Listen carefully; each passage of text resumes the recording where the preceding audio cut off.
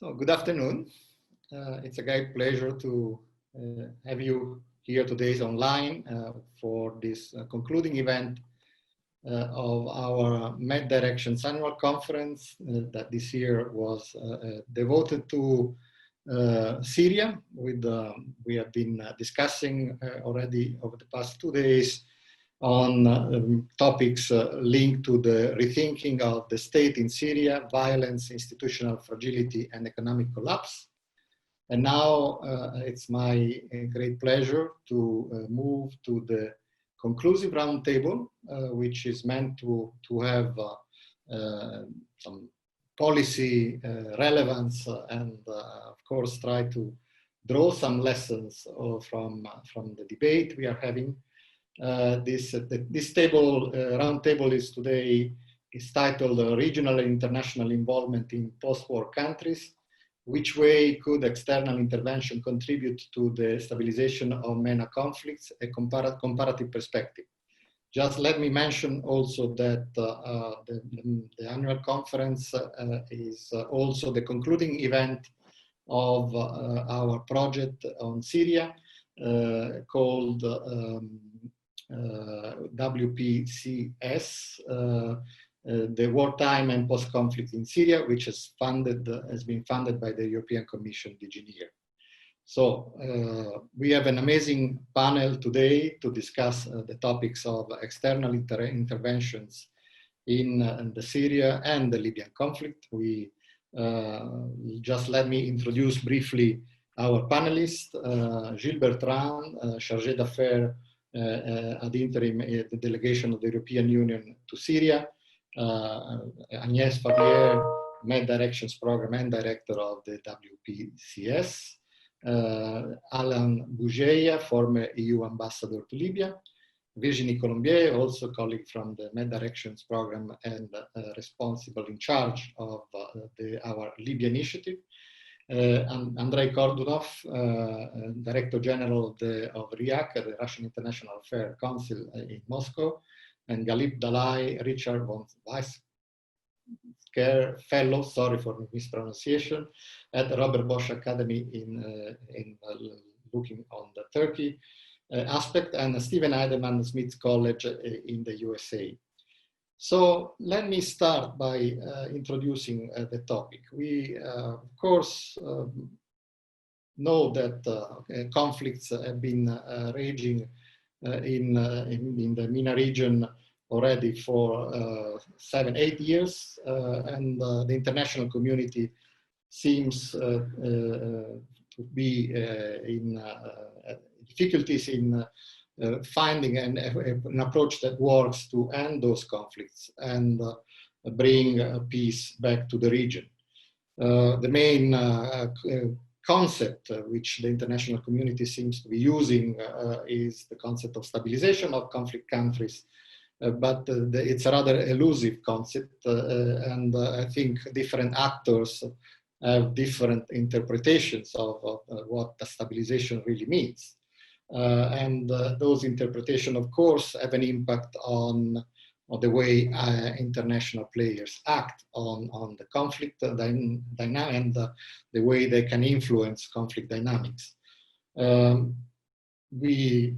As a consequence, what we have been witnessing for quite a number of years is failures in diplomatic initiatives and incapacity to produce even ceasefires, not to talk about de-escalation, or move towards real conflict resolutions and reconstruction in the conflicts. We have seen over the past 2 days the situation, very complex situation in Syria, but Libya has very similar trends and dynamics.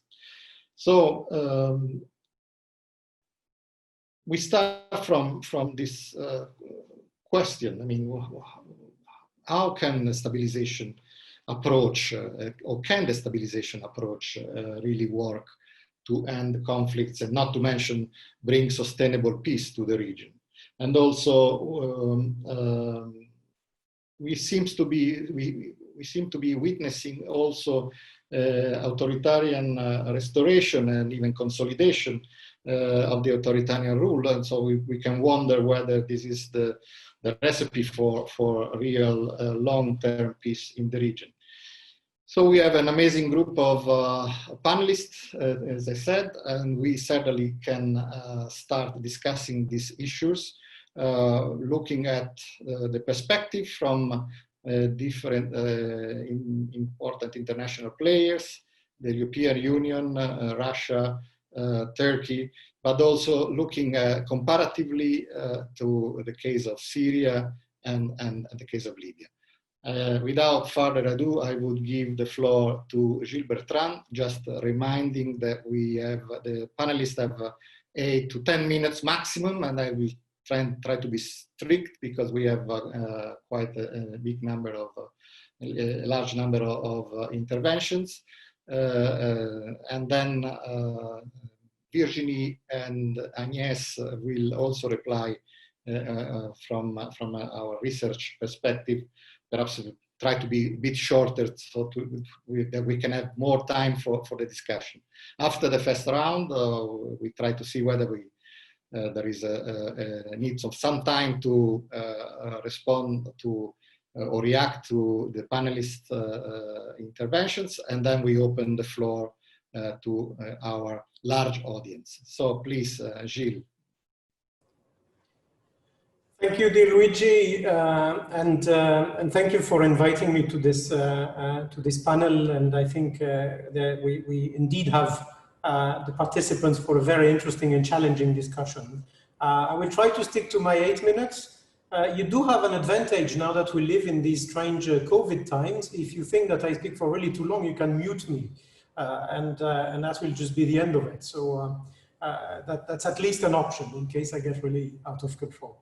I wanted to maybe start exactly where you left it, and if you want to characterize the situation in Syria, I think the first element we have to stress is that the crisis in Syria is actually far from being over.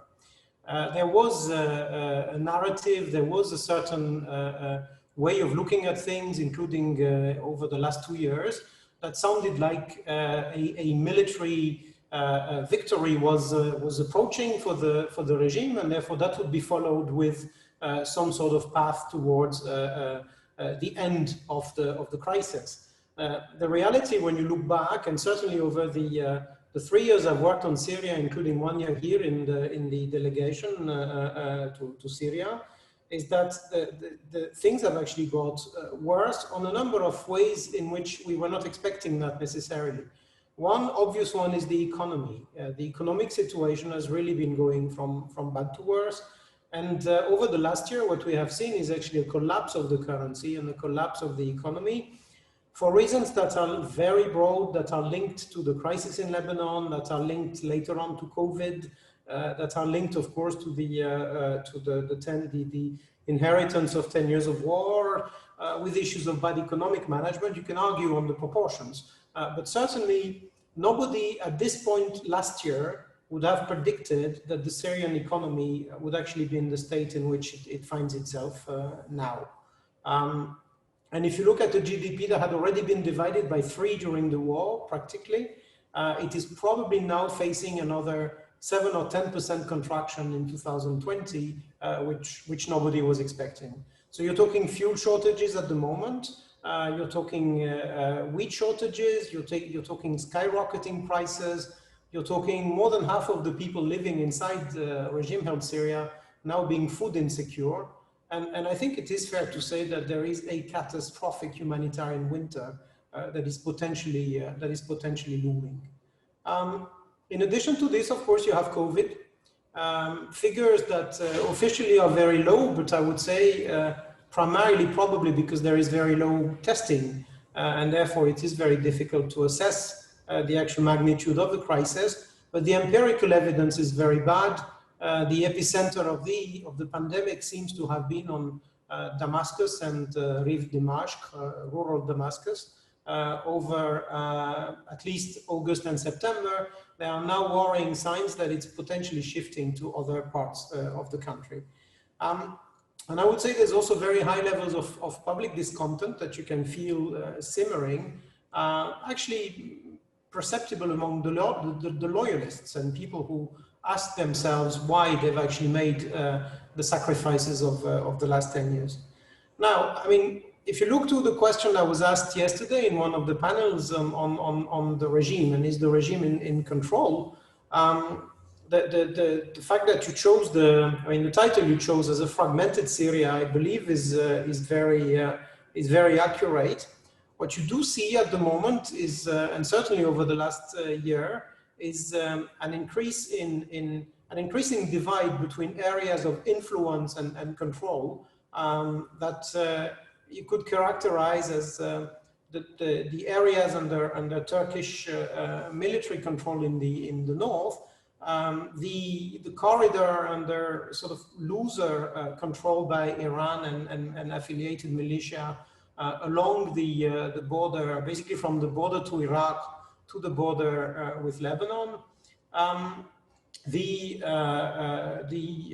zone, the area controlled by the US and the SDF, mostly Kurdish in the northeast, and then the sort of useful Syria, or what is usually called useful Syria, being under the control of the regime and with the very strong support of Russia. But I would say that even within these areas, what is striking is a tendency over the last year, which is a slide towards a more chronic or more protracted type of instability, which is potentially worrying. And the south there is a very good example. I know that was discussed at length yesterday.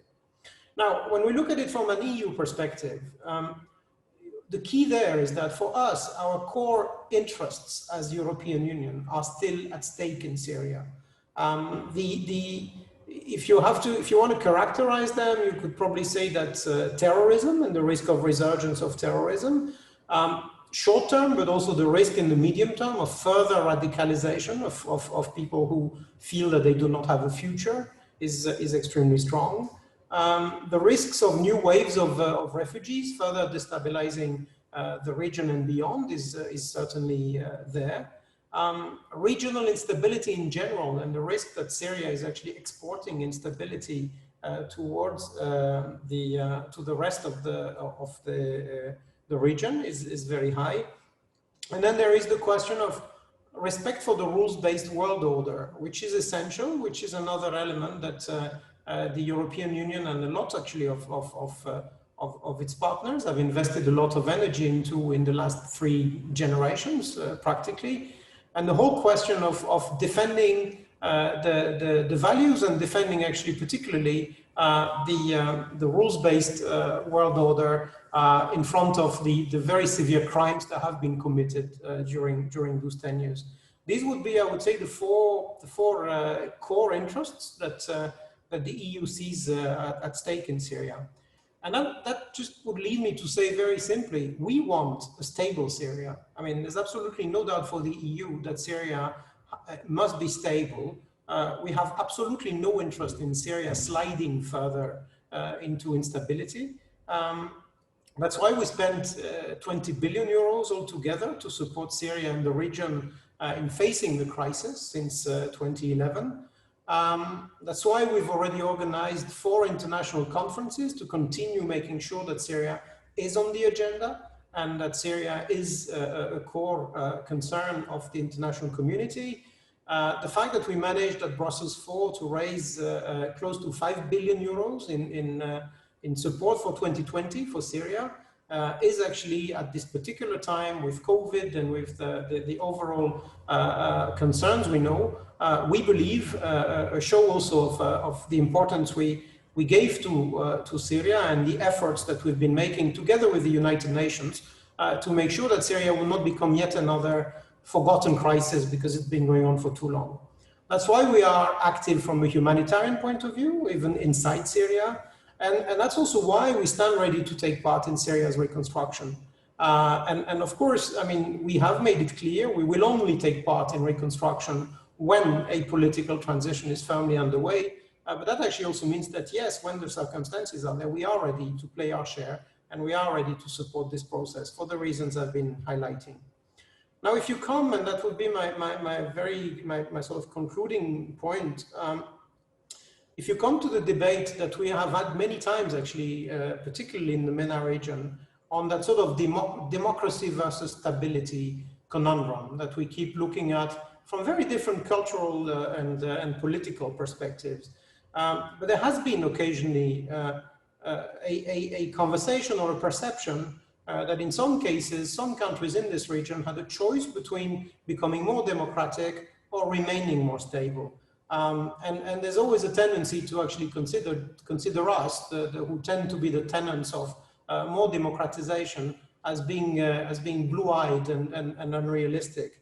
Well, I would say that there, Syria is actually an interesting counterexample. I mean, it's a country where going back to pre-2011 is impossible. So the logic of basically believing that you could achieve stability simply by supporting who is in place and making sure that they continue doing things exactly in the same manner as before, even if it were with more repression, even if it were with 5 million Syrians remaining outside the country, even if it were with the 2/3 of the GDP that has vanished over the years, it will not be possible to stabilize the country. And if anything, the last 2 years are showing this.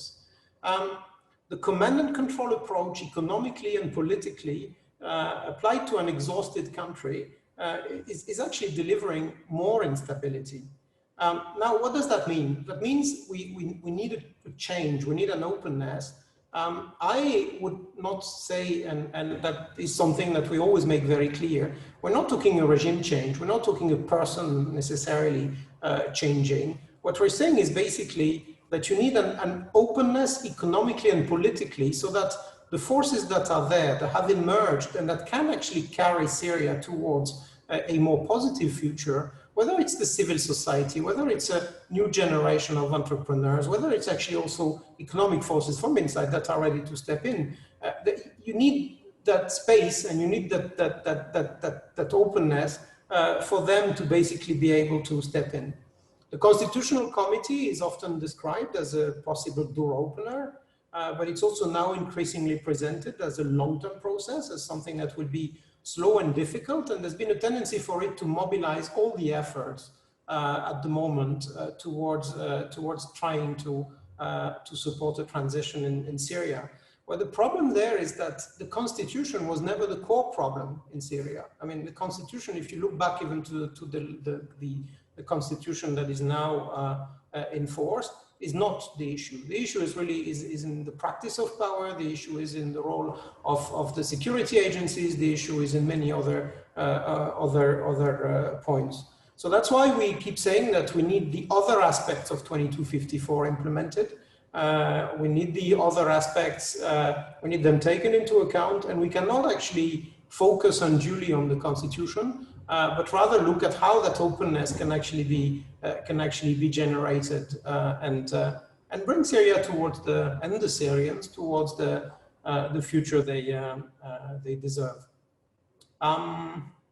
I think I will stop here. I think I slightly overstepped. I'm sorry for that. Don't mute me. I'm giving back the floor. Thank you very much, Gilles. You almost kept the 10 minutes. Agnes, perhaps you want to add some elements in terms of how you see from the wealth of research you carried out with the project, the main priorities looming for Syria and for the diplomatic community, even to look at potential ways forward. Yeah, thank you, Gilles. I will jump on your presentation, maybe because and to frame my short presentation into a question also not only for Syria but also for Libya. In 2-3 points. The first is about the link between stabilization and security. In both Syria and Libya, we have a huge foreign military involvement that impedes any common stabilization frame, any consensus, and any progress for conflict resolution. There is too many proxy war driven by geopolitical interests. So the first question what is done or what could be done in terms of regional de-escalation steps. To what extent the EU could facilitate a regional security dialogue based also on the lesson learned from the past experiences. The second point, I think there is a missing piece in the thinking on stabilization, conflict resolution, in particular in Syria, but I guess also in Libya. It's the question of disarmament and demobilization of fighters. We started talking about this during our panel on Syria. But as we discussed, there is no DDR, but remobilization and integration of former fighters in new services, security services, in new private security companies, or to export them from Syria to Libya. So the question is, it's twofold. So how to link this issue of disarmament and demobilization with stabilization programming, and second, is this issue is raised in bilateral and multilateral discussion. From my outside perspective as a researcher, we don't see a lot of discussion about that, and I think it would be important to come back to the discussion. My third point is about the link between stabilization and the existing conflict dynamics. As Gilles said, today we can schematize and say we have three territorial areas controlled by a dominant military actors in Syria. The northeast with the US backed SDF, the north border pockets under Turkish control or influence, and the rest of the territory, which is a patchwork security, military, and paramilitary actors backed by Syria, Russia, Iran, and the Syrian regime. We will go further, I guess, in the presentation of Steve on the US and on Turkey about what is done exactly in each areas. But I think that the common point here is that the most influent military actors implement stabilization program or invest money to build first their own influence and to consolidate authorities. So to what extent this intervention contributes to more fragmentation in Syria? As there is any opportunity today to use EU stabilization program to build bridge between these areas, and maybe also from the Libya experience, how economic projects, development projects could contribute to mitigate tension between local communities. And the last point, maybe, if I may, the last point is about stabilization and the desired results. So Gilles mentioned that regime change is not anymore the main objective of of stabilization program in Syria today. If it's not, what is exactly expected from Damascus today? On the long term, for sure, stabilization programming aim to promote conflict resolution, but in the absence of conflict resolution perspective today, on which baskets of activities should the priorities of the stabilization program should focus on? And here also, if we have to design priorities, and I think we have to come back to the objective.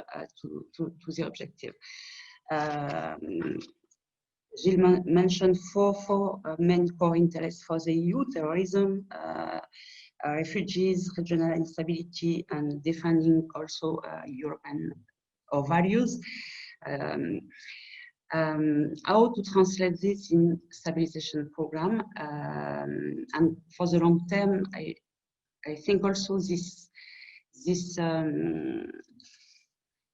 to conclude about what Luigi starts with, there is different interpretation of stabilization. I will also add some there is also different interpretation of the root causes of the conflict in Syria. So, and I will stop here. Thank you. Thank you, Agnes. I think perhaps now we can move to Libya and try to get a sort of a comparative overview.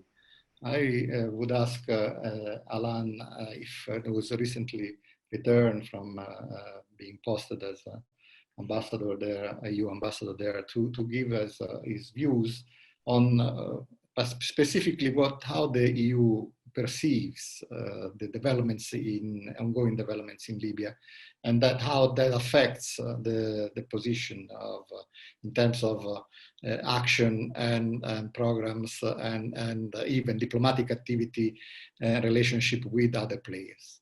Alan.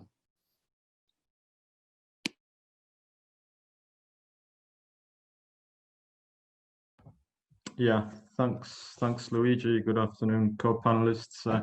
Good afternoon, Virginie, and thanks for inviting me. As you said, I've recently ended my tour of duty to Libya.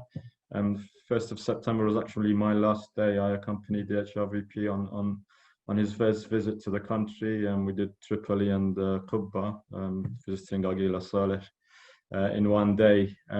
Obviously, fast pace of events since that visit. I'm actually not following the country much anymore. I'm doing something else. I'm back in the Brussels system, but I think I'm in a position to give some insights of where we are, and hopefully the current developments do offer some promise. I think right now, as acting Special Representative Williams said in her last briefing to the Security Council, we might be at a decisive turning point.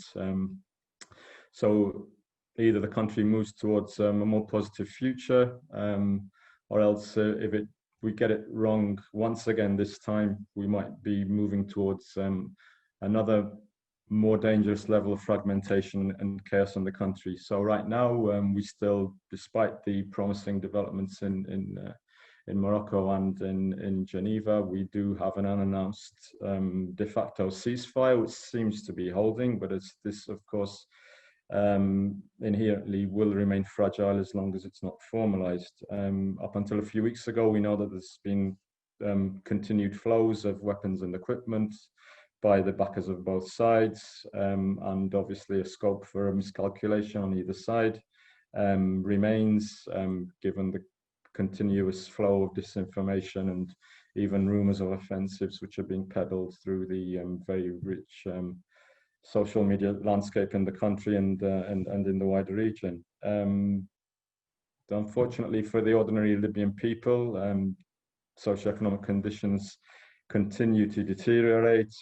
We've seen how most of the country suffered from water and electricity cuts, long cuts during the searing summer heat.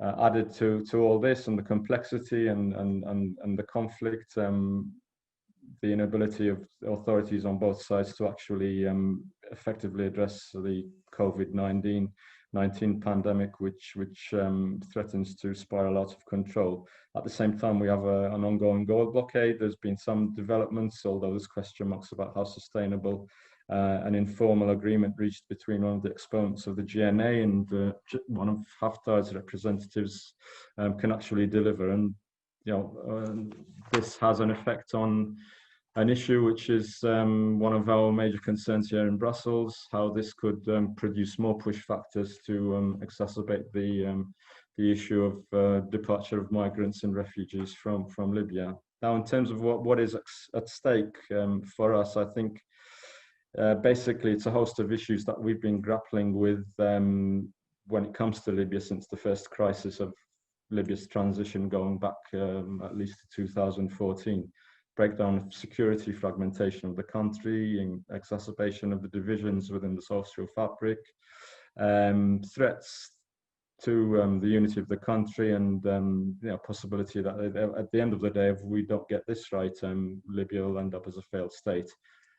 the corollary of that is more threats to us in terms of terrorism, increased migration flows, push factors which are at play in the country. And maybe one new factor over the past year or so is the threat of an entrenched external military presence in Libya, which is not necessarily good news for the European Union and our interests in the region.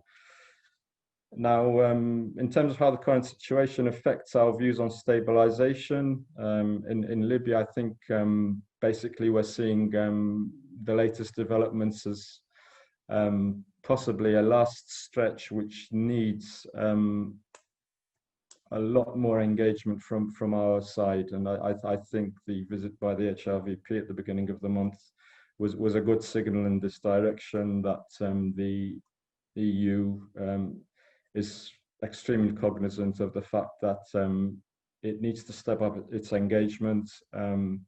It needs to react to a lot of disappointment on the part of Libyan public opinion and basically most of the interlocutors I've been dealing with, at least since April of last year. I think there's an appreciation that this might be one of the last chances. The current situation is not sustainable, and I think we need to be ready to engage at an even higher level when it comes to the EU, especially when it comes to the regional backers. I don't think it's going to be enough for the HRVP should this latest initiative stall. Needs the engagement of the highest representatives in Brussels and also the highest level of EU member states engagement. I think in terms of the areas of intervention, which we've been financing since at least 2014, I think a lot of them remain valid. Obviously now, should we have some kind of breakthrough, there will be a lot more impetus for us to engage more on priority issues such as monitoring of a ceasefire, should that come to pass.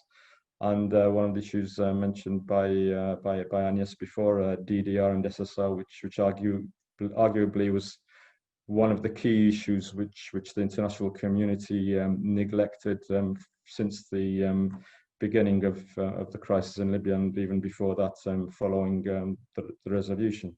In terms of main priorities and challenges and how to achieve them, I think right now, as I said, ceasefire is the main priority, and I think this was the main message also, which HRVP and a number of EU member state foreign ministers who have been visiting the country and engaging with the relevant actors over the past few weeks have been pushing, and also the whole panoply of issues that will follow from that, the issues that are meant to be discussed in the 5+5, and monitoring, DDR, the withdrawal and departure of mercenaries.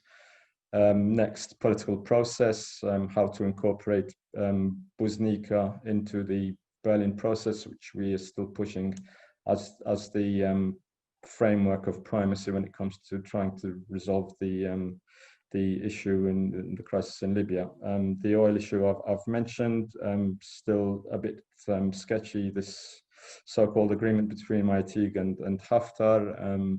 The issue about distribution of wealth, which is a bit of a misnomer. I think the main issue is how to ensure transparency and proper management of the oil revenues, and this is something which is also a priority of the UNSMIL mission and one of the main tracks of the economic dialogue, which we are also sharing in a working group. The priority of a new government will be to actually address the delivery of services, resolve the water electricity issues, liquidity, move ahead with subsidy reform. We've been messed about too long by the GNA. This is something that should have been done a long time ago. Rate of exchange amendments, a unification of the institutions, notably central bank, and the issue of the South, something that needs to be done as a major priority in conjunction with the other issues, the challenges. Obviously, as I said, the situation remains fragile despite the the promising developments, always possibility of the re-emergence of infighting rivalries in the West, which we already have seen a flavor of. The sustainability of a political agreement. There's also a history of that in Libya. How are you going to keep everybody happy? How do you want to keep so many figures who want to play leadership roles when the positions are so limited? And same goes for the regional backers. How are you going to keep them happy? And I think the most important question of all, how are you going to deal with Haftar? What role is he going to play when you have one side diametrically opposed to him playing any future role in the country after the events of since April 2019. Also then into the transitional period, one of the main fears of a lot of Libyans embarking on a new transitional period, having a new government, 18 months. We've had transitional periods before, and we're actually in still continuing since 2015, the establishment of the GNA. It was supposed to be a short transitional period, and 5 years later, we still have the same reality. So that's something that will need to be addressed. UNSMIL, the situation of the mission, which I don't think many people talk about. I think it's about time that a discussion is had about a mission which is fit for purpose, that is up to the task and has the necessary personnel and staff to actually address a panoply of issues which UNSMIL is supposed to address in its mandate. First of all, taking leadership, more serious leadership when it comes to DDR and SSR. The new SRSG, there's been a massive vacuum since February. This hasn't helped. Who's going to be the new SRSG? How will this person work in sync and make sure that there's coherence on UN side when it comes to the special envoy? And last but not least, the international community. How are you going to get the international community back into Libya? As far as we are concerned, I mean, we've been evacuated since 2014. Hopefully the situation remains calm. But unfortunately, we have COVID now to contend with, but this is something which the international community really needs to address if we're going to regain any role, any credibility with the Libyans. In terms of our interrelationship with the main players, when it comes to US, Russia, the regionals, one of the issues put to us is what leverage we do have. A lot of Libyans look to us surprisingly, you know, despite the internal skepticism and the challenges the EU has been facing over the past few years, even internally. They look to us and they see us as someone that could deliver, and they see us as the most credible partner they could seek. I think we might have been lacking in terms of our interaction with the more established regional players, trying to assert ourselves a bit more, which is something we should have been doing. In terms of the US, the contacts are very good, given that the ambassador on the ground is de facto double-hatted US envoy, and the coordination and frequent discussion we have, or at least I did when I was in the delegation, made sure that at least there was convergence in our positions. When it comes to the more problematic and awkward actors, unfortunately, I don't think there's been the requisite level of engagement with the more problematic actors. Egypt, you can understand their position and their vested national security interests. When it comes to other actors such as the UAE, I don't think there's been the requisite level of engagement at the highest level, trying to seek an understanding from them about what the motivation is for them to interfere so deeply in Libya and not always to be as constructive as everybody hopes. There's a lack of conversation on what they really want, and this conversation that needs to be had at the highest level, given the nature of the regime in that state.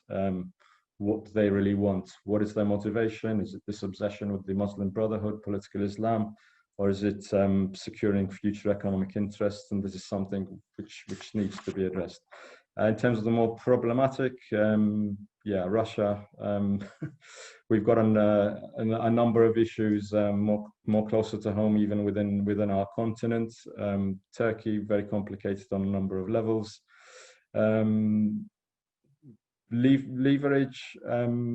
Well, at the end of the day, this is also a discussion that needs to be had. What kind of leverage do we have? At least start to identify what leverage we do have, and I think we do have considerable leverage with all of these more problematic players. And then if we actually do show enough courage to embark on that discussion and then go to the next stage, when and in what conditions we would be forced to actually use this leverage, which I think we do have. I think at the end of the day, the question should be, I mean, our economies, to what extent are they beholden to the Gulf countries? I think this is a discussion that would also be relevant for a number of other theaters in the region, and not just Libya.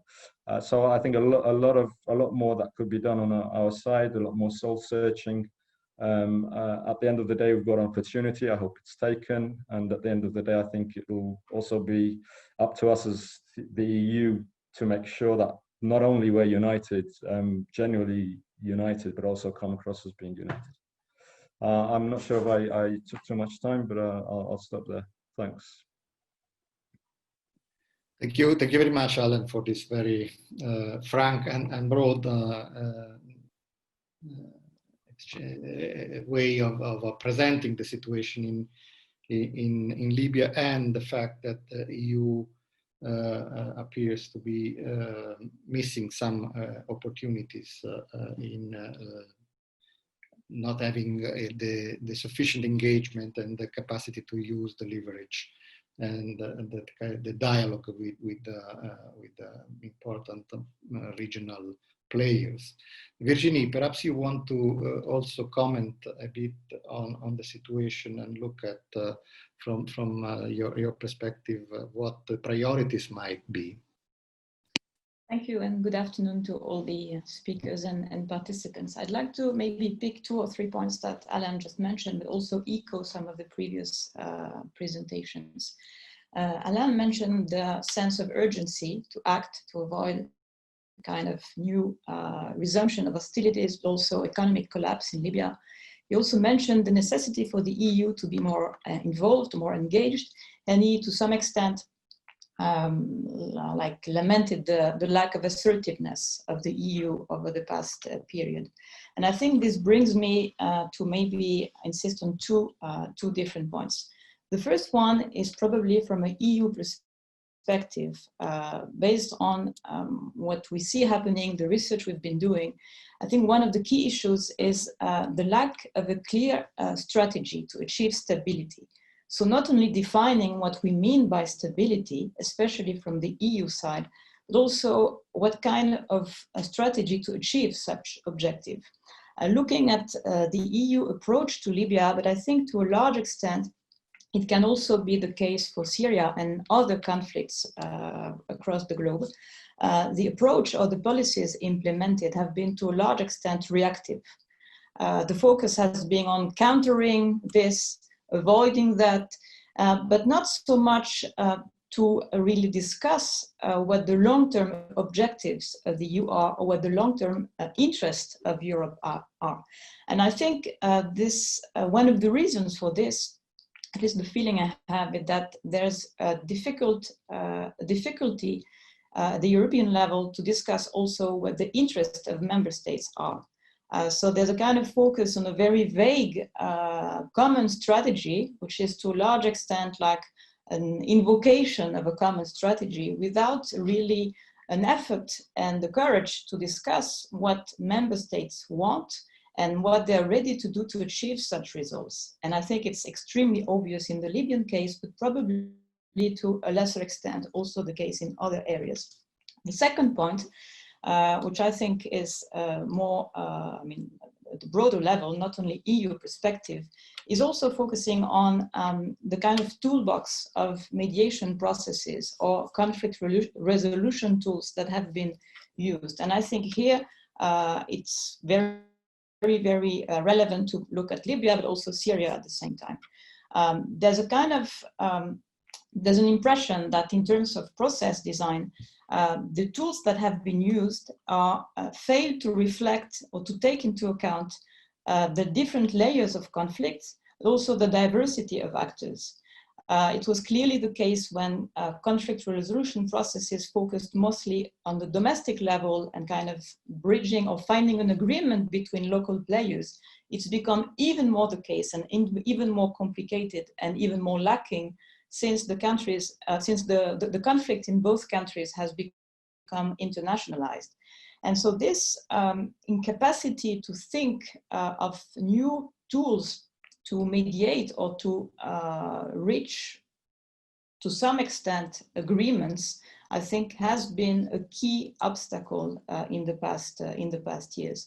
And I think here it goes back, and to some extent it reflects the issues I was highlighting when talking about the EU. This kind of constant pressure of the very short-term priorities and the lack of capacity to obviously focus on the short-term priorities because they have to be addressed and they have to be dealt with, while at the same time being having the capacity to start working on maybe some longer-term objectives. And I think here it might lead to a reflection, I mean, at least some thinking about what kind of new designs or what kind of new processes could be invented or could be tested to make sure that you can have engagement at the top level with key players, political, military, in the more traditional sense, while at the same time starting working also at other levels, making sure that some key conflict issues are discussed by a broader range of actors. I think this is very important because when looking at Libya, but I'm sure also looking at Syria, this is probably the only way to make sure that the short-term agreements that can be concluded be sustainable. And this is also the only way to make sure that guarantees can be provided to the various parties. And I will close on this. I wanted just to maybe highlight these two different tracks. I hope, listening also to our colleague, Mr. Kortunov and Dalai, we can hear a bit more about this issue of strategies and to what extent they think that their respective, I mean, that Turkey and Russia behave in a different way in this regard. Thank you. Thank you, Virginie. And indeed, now I'd like to move to Andrei Kortunov. Andrei, perhaps you can shed some light for us on the Russian approach and strategy, perhaps looking at both Syria and Libya, and the way Russia is playing in these two theaters shows that different patterns, but in the end, it is part of the same strategy for the region. And how do you see also the Russian capacity to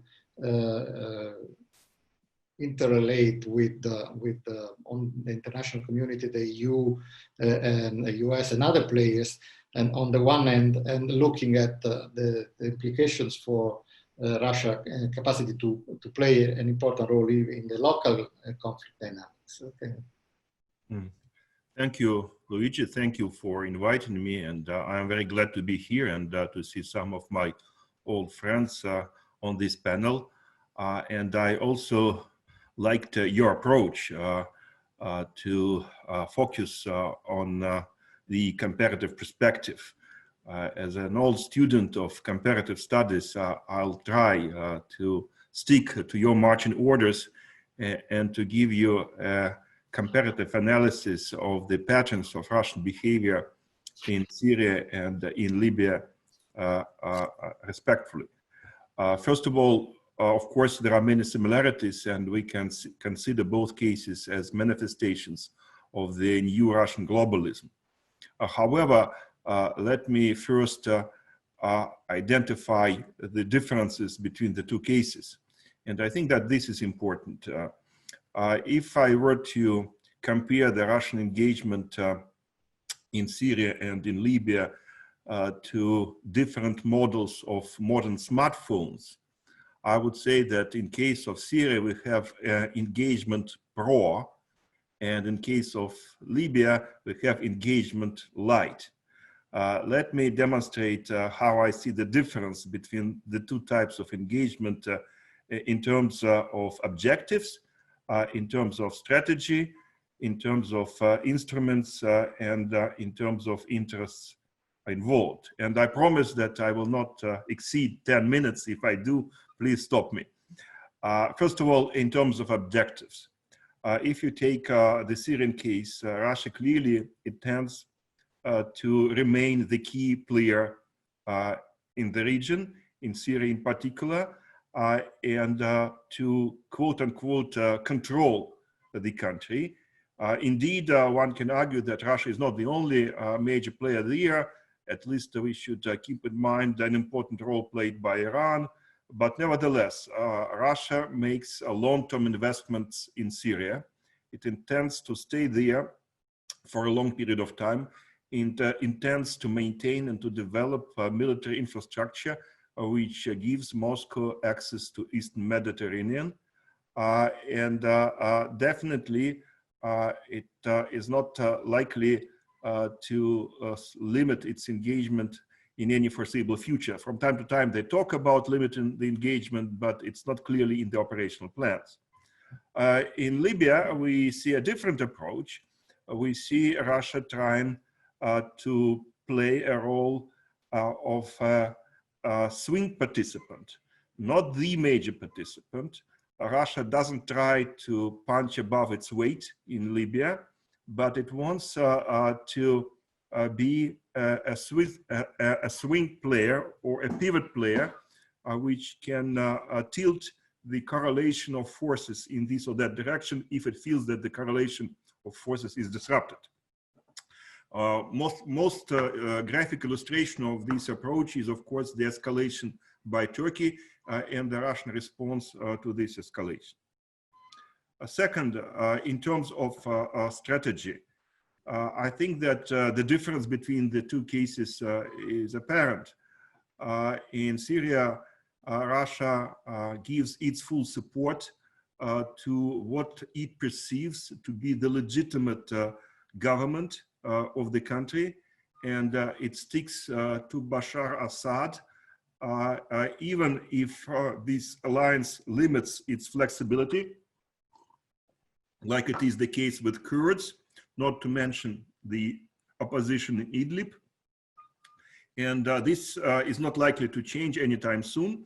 We see that Bashar Assad is even in a position to manipulate Russia, at least to some extent.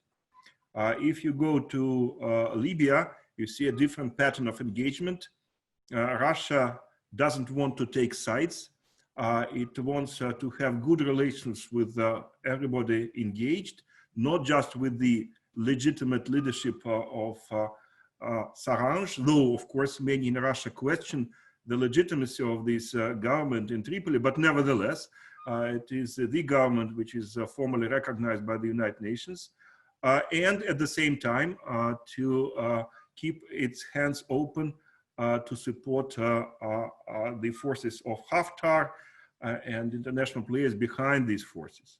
So we have a different type of engagement, which gives Russia more flexibility than it is the case in Syria. Now, third, in terms of instruments, in Syria, we see a heavy involvement by the Russian Ministry of Defense, by other Russian agencies, governmental agencies, and ministries.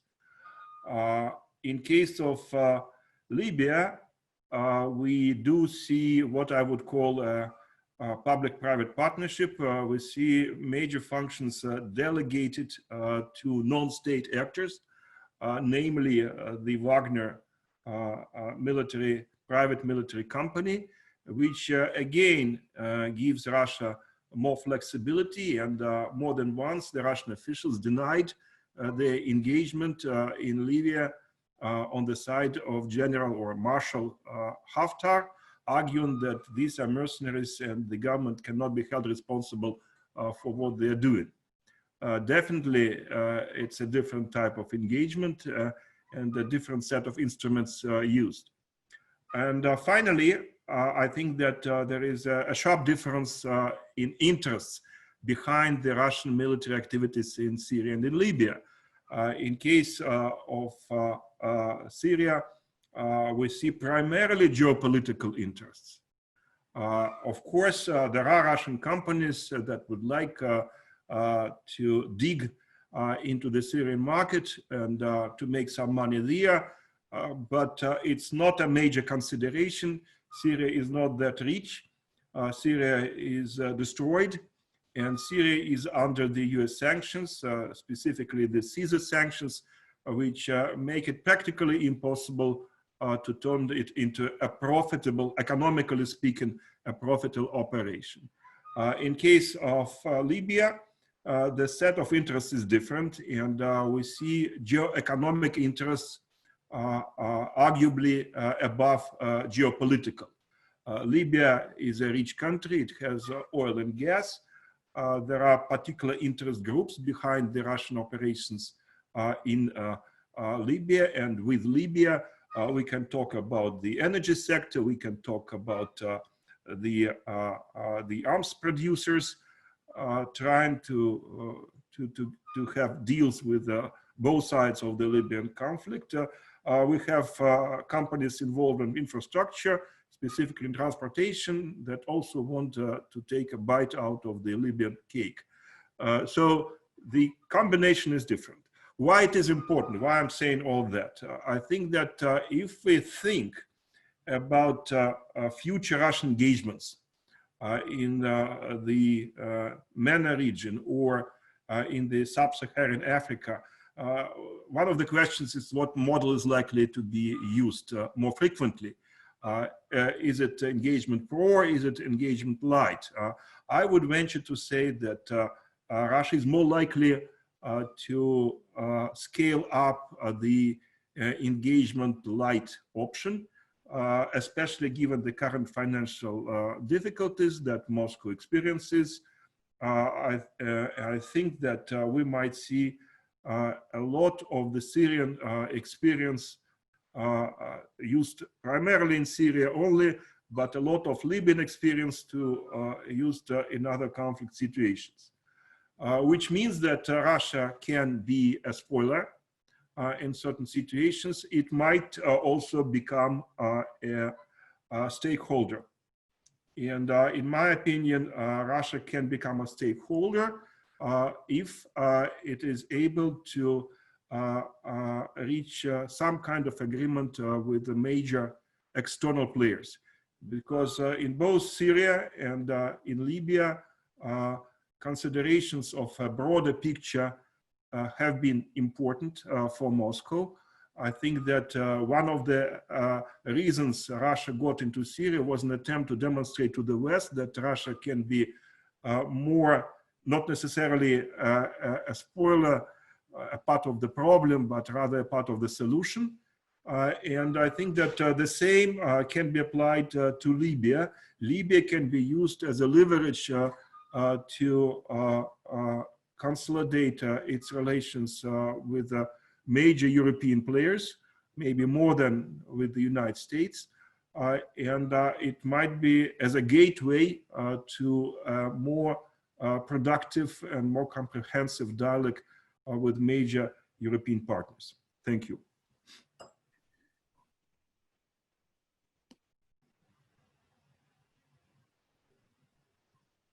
Luigi, you should unmute yourself.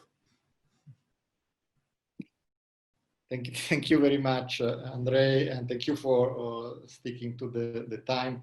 I think it's quite interesting what you're saying in terms of the future of Russian engagement, not only in the Middle East, but also in broader sub-Saharan Africa, and the way of, as you say, sort of engagement light that opens the way to possibility to talk to partners and perhaps look for constructive solutions to the conflicts.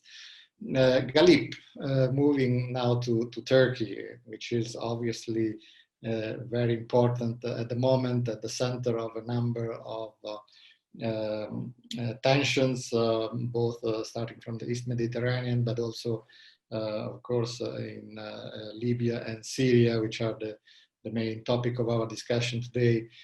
How do you see Turkey capacity to maintain the engagement and the priorities that the Turkish government is trying to pursue in its involvement in these conflicts? Well, thank you very much, Luigi, and thank you very much for the invitation, and thank you, Virginia, as well, too. Well, basically, I mean, answering your question, also like a bit reflecting on the question that you sent to me as well, too.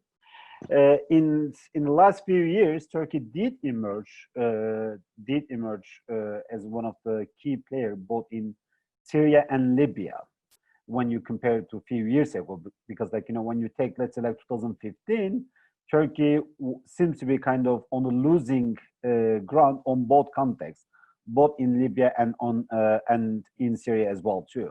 But like in the last few years, with the militarization of the foreign policy, by adopting a much more hard power centric foreign policy, Turkey seems to be like, you know, to some extent turning the tides in both contexts. But in both contexts, Turkey operated more as a disruptive force rather than a force that would put in place a new game. So this disruption did work to some extent. But however, disruption doesn't mean that you can attain your goals. You did disrupt the games that you thought was inimical to you, both in Syria and in Libya. In Syria was particularly the disruption aimed at preventing the emergence of a territorially contiguous Kurdish area. And in Libya, the disruption is very much related to the larger game in Eastern Mediterranean, but that doesn't mean that you can attain your goals. And also, I usually get the question, is sustainable Turkish policy? My answer is that, you know, this policy is sustainable, but the goals are not attainable. So because the reason that the policies are sustainable, because domestically, there is not much opposition for the military engagements in these areas. But however, particularly when it comes to Syria, the internal inconsistency of the policy will make it highly unlikely to be attainable. And then the third level, the difference between Syria and Libya.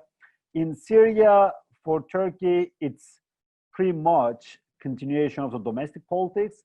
It's both the combination of the geopolitical perspective and then domestic political perspective, because the Turkish-Syrian policy has very much, to a great extent, has been reduced to Turkey's Kurdish policy, because this Turkish policy at this stage is very North Syria centric, no longer like, you know, Turkey has a view that covers all of the Syria, and this is very much like, you know, related to Turkey's domestic Kurdish question. In Libya, it has much more an broader geopolitical perspective, and it also has greatly related to Eastern Mediterranean. So I think like Turkey can be more flexible in Libya than in Syria for a very simple reason, because there is no Kurds in Libya, and there is no border between Turkey and Libya. Land border between Turkey and Libya. So from this context, the Turkish idea of any discussion of the stability in these areas are very closely and intimately linked to Turkey's idea of attaining its goals and maintaining its influence in these two places. But the question is, what are the Turkey's goals in Syria? At this stage, instead of like, you know, talking about like in a positive sense of Turkey's interest, what can be described as kind of the red line policy that is much more prominent in Turkey's approach to Syria. And this red line policy is first to prevent another large-scale wave of the refugee into Turkey, and related to this goal is basically maintaining the border security along the borders with Syria, to prevent the Kurds from attaining like, you know, a larger role in the future of Syria, both politically and militarily. And then the last one is basically, you know, to maintaining Turkey's influence in Syria by effectively carving out an region, an autonomous region under the Turkey, undeclared autonomous region under the Turkish influence, which effectively what you see in northwestern Syria particularly. In Libya, the goals, I mean, you have multiple level goals. One of them is more Libya-centric goals, which has, at the domestic levels, Libyan level, it's more related to economy and energy. Even during the Gaddafi era, Turkey did play quite a significant role in the construction business in Libya. And now it's like, you know, on the top of this, Turkey has been signing one deals after another one in terms of economy and energy. And now related to this, also maintaining the strategic interest, which basically means at this stage, clinging on to the new military bases that Turkey is setting up in Libya, the naval and air bases. The secondly is the more regional level. The Libyan crisis is very much related to larger power struggle between Turkey and a set of the countries in the region, particularly UAE and Egypt. But I think like when it comes to Egypt, Turkey will be more open and has declared recently as well for some form of a modus vivendi. The UAE will be much more the actor that Turkey will be objecting to it the most. And then, you know, this policy is very much related to Turkey's policy in East Med, because Turkey wanted to prevent the emergence of an energy and security order that was emerging in East Med that was very much premised on Greece, Cyprus, Israel, and Egypt. So the Turkey is actually the two deals that Turkey has signed with Libya. One of them was a security cooperation deal. Another one was the maritime delimitation deal. The security cooperation deal was what Libya wanted. The maritime deal was what Turkey wanted. In a sense, for the maritime deal was a price that the GNA had to pay in order to get the security cooperation deal. And the reason for maritime deal, primarily the Turkey wanted to disrupt this emerging framework in Eastern Mediterranean. And as a result of this, obviously, you know, to gain further a bit more leverage vis-a-vis the other Eastern Mediterranean countries, but Europe as well too. But the question is how we are going to attain these goals. So if these are the goals, how we are going to attain it. In Syria now, effectively in both contexts, by further militarization of the foreign policy. In Syria right now, we are talking effectively around 20,000 Turkish soldiers in different outposts being present in Syria, and then also creating some form of, you know, as I said, like region. As an extension of this policy, for instance, in Idlib, instead of a counterterrorism policy, Turkey does pursue and will pursue a de-radicalization or a rehabilitation policy towards the HDS or former al-Nusra. But the trouble that Turkey is facing is the challenge. There is a great inconsistency in this policy, because on the west part of all the actors that are involved in Syria, Turkey is the one that's discursively object the most to any form of power devolution or power sharing or any form of autonomous arrangements for Syria.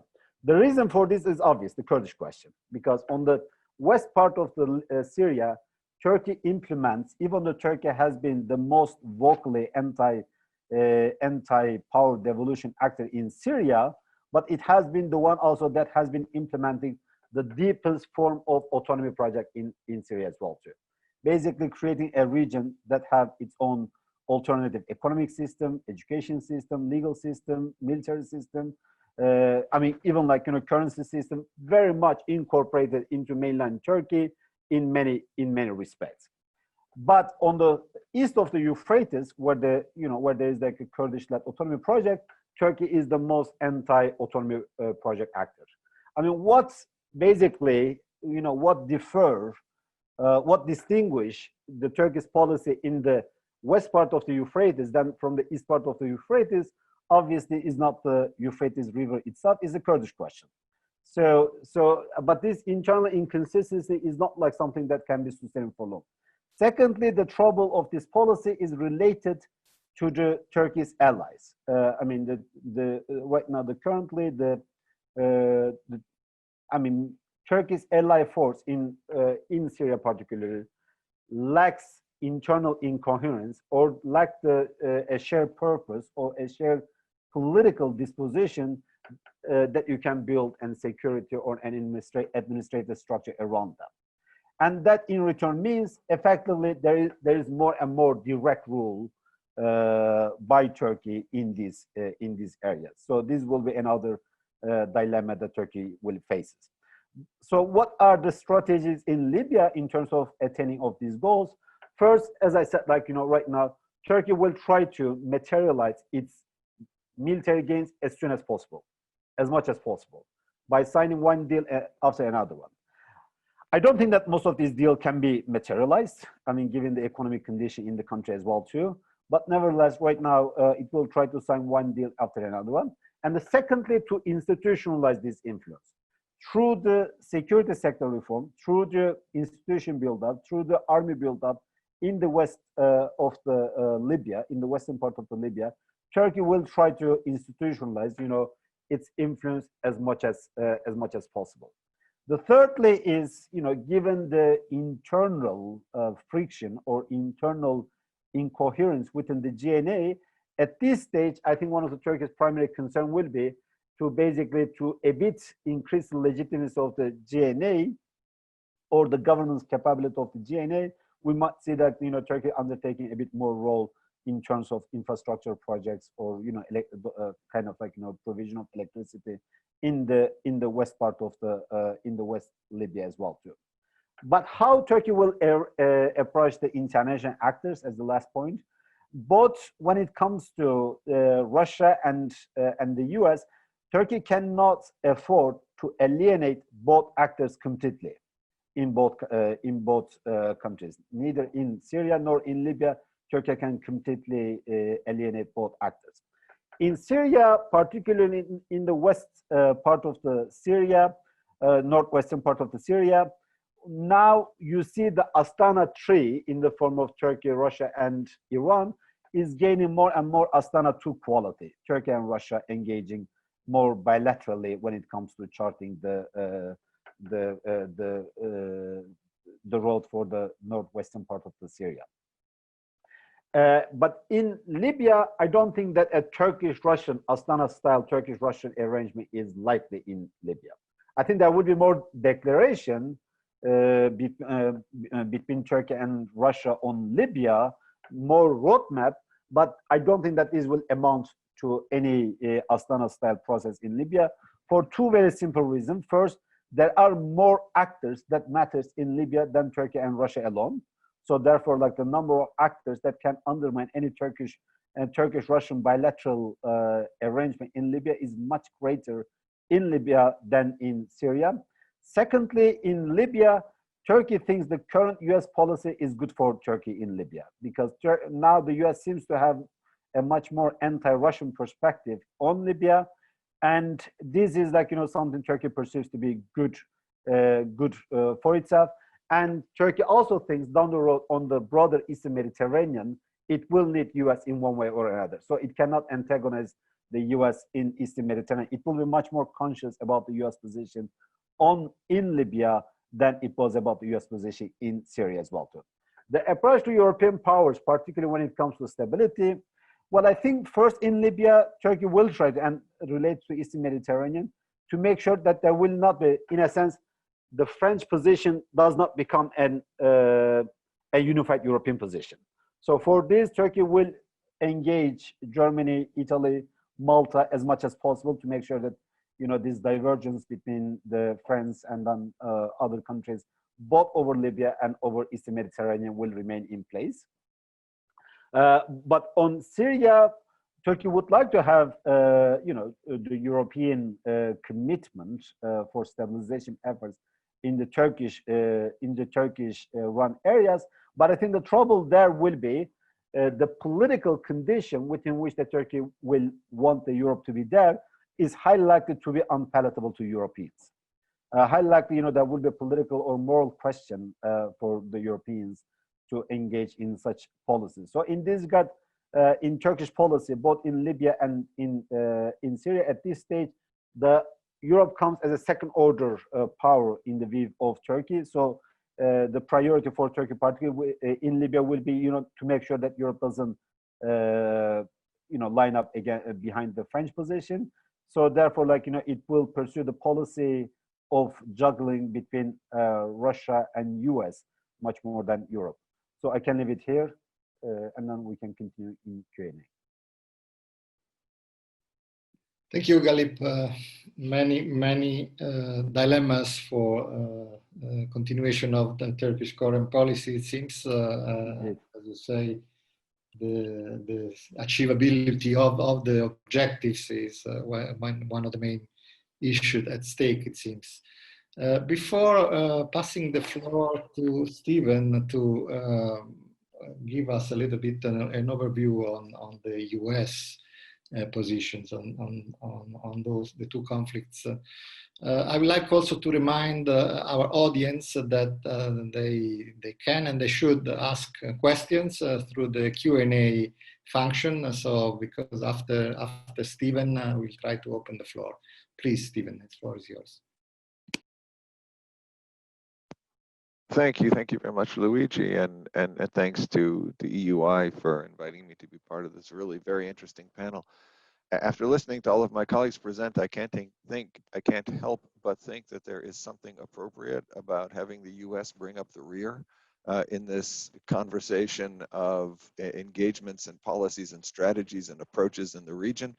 I will say I feel a certain bit of nostalgia in listening to colleagues who are presenting perspectives that reflect the active engagement of their governments, that reflect multidimensional approaches, that seem to underscore the deep commitment of a number of key actors to participation, active participation in the resolution of significant conflicts in the region, that seem to have a perspective, clear perspective about what the goals of engagement should be, even if perhaps the pathway to achieving those goals is a bit murky. All of those things leave me feeling quite a bit nostalgic, because if I focus on stabilization policy, US stabilization policy in Syria and Libya, less Libya, more in Syria, I think we have to recognize that Syria is really a perfect example of how much US policy has changed in the period since 2016, since January 2017, and the extent to which changing US perceptions of its role in the region under the Trump administration, and changing views on the part of the Trump administration of the value of stabilization policy in achieving US interests in the region, have really produced an extraordinary decline in the role that the US is playing with respect to stabilization operations in both Syria and in Libya. I don't think it's an exaggeration to say that since 2017, the Trump administration has been embarked on a focused attempt to downgrade the role of stabilization programming, but also other elements that had defined the broader portfolio of US engagement in places like northwest Syria, in some parts of Libya. And we're seeing some very, very significant effects of that effort take hold. You're all aware, I'm sure, that in August 2018, the US cut $200 million that had been allocated for stabilization funding in both northwest and northeast Syria, in the areas east of the Euphrates, on the grounds that it would, from now on, expect a greater degree of burden sharing on the part of its partners in the global coalition against ISIS, and so forth. But there was clearly a chilling effect on the broader interagency consideration of whether it could continue to rely on these kinds of programs and policies as part of a broader strategy of engagement toward conflict resolution in these areas. We all understand, I think, that President Trump operates with a deeply transactional view of the world and of the role of foreign policy in achieving US strategic objectives. that his focus is principally on strategies that can maximize short-term economic and military strategic leverage for the United States. And it's very, very clear that stabilization operations fall well outside his definition of what constitutes a useful policy instrument. I think we have seen evidence of this demonstrated in this very chaotic flow of policy tweets from the president over time, in which positions are defined, redefined, modified, walked back, confirmed, which leaves the agencies responsible for implementing policy in an extraordinarily difficult position, and with a sense that they must first and foremost focus less on how they're performing in their areas of operations than on how they're performing in the interagency competition and conflicts that will determine whether they preserve the scope for continued engagement in some of these conflicts along lines that have historically defined how they've gone about doing their business. And what we see as the immediate consequence of this is a quite striking shift in the levels of funding that have been provided by Congress for, under Republican control, both the House and the Senate until the 2018 congressional elections, for peace and stability operations in the region. And I wanted to share my screen briefly to show you precisely what I mean by this. If we can see here, this is from a report came out a few months ago from the Congressional Research Service. It talks about the FY 2021 funding request for work in eastern and northeastern Syria. You can see here that USAID reported it was funding this number of projects. By the way, these are the projects that were funded with the money that the US refused to provide. The projects were funded through the partners to the coalition, principally European partners and partners in the Gulf, Saudi Arabia, and so on. But it was considered by the US government to be USAID programming because it was administered by the agency. But this is the crucial line. USAID programming has decelerated pending an infusion of additional resources. We also see the same pattern in Libya, another very current report from the Congressional Research Service, in which we see that conflict stabilization operations have been funded at this level in the budget request. This is quite striking. There was, of course, as Virginie and others know, excuse me, a bit of ongoing stabilization work in Libya, funded at very low levels, which I believe was wrapped up in 2019. I think there are, of course, ongoing US-funded operations in Libya, programming in Libya in other programmatic categories, but with respect to stabilization operations, this is the picture. Now, what makes this so unfortunate, what really highlights how sharp a departure we have seen with the arrival of the Trump administration, is that in 2018, in the summer of 2018, the US government came out with an all-of-government definition of its stabilization doctrine. This was a very, very important process. This document had the support of USAID, the State Department, and the Pentagon. It included a definition of what stabilization operations consisted of that was, I think, admirably wide-ranging in the scope of activity that it might support. It went beyond what is often defined within the US government as the appropriate boundaries of stabilization operations, which are typically seen, as you'll see in a moment, as very focused, short-term, quick payoff, small-scale, local kinds of operations, to recognize that there is a fundamentally political and institutional dimension to stabilization operations. And it has to be said, Luigi, I think you mentioned at the beginning of the panel that there are many different definitions of stabilization in play. I think our speakers have made that clear. You suggested that those were differences among different actors who engage in this kind of work. In fact, we find very different definitions at play within the United States as it tries to figure out what it wants to use stabilization to do.